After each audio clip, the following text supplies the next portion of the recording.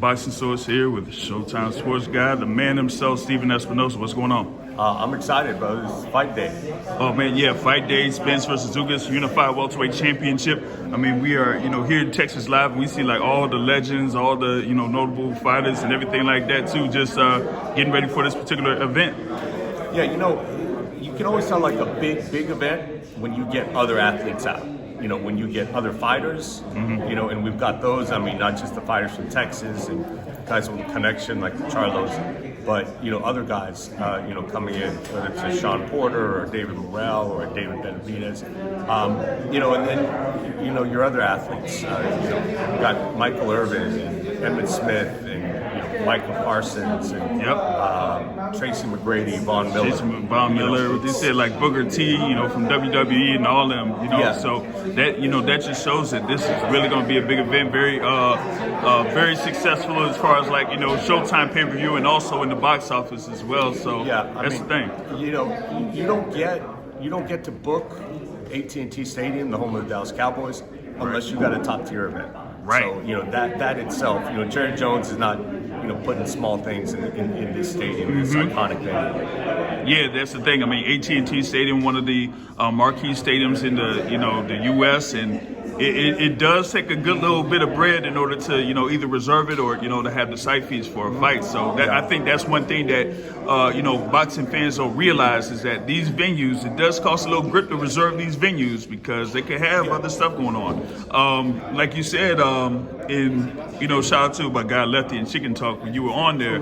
You said like a lot of the times when you book these events, you got to work it around like concerts, like the musical acts. They got to catch up with that too. So it's like, you want to get a fight at a certain date, but you can't get it because they're trying to make up for that. So that's definitely work. To try to do. You look, WrestleMania was here for 2 days. A week or two ago.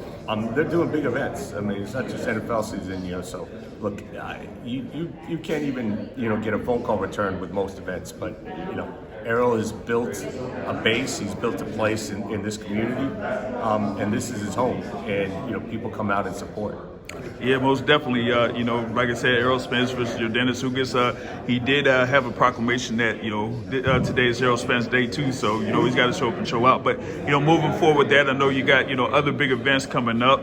Like we were talking about here with Jamel Charlo, the undisputed title fight at 154 pounds. You got Errol in there, going up against Castillo Clayton, but also going to a couple more of those events coming up on Showtime here over the next few weeks, going into the next couple months. Yeah, what's great about this, is fighters are competitive, and they watch other fights, and reality is coming off a week like Fundora Lubin. Oh man, an incredible fight. As hard fought as you can get, as brutal a fight as you can get.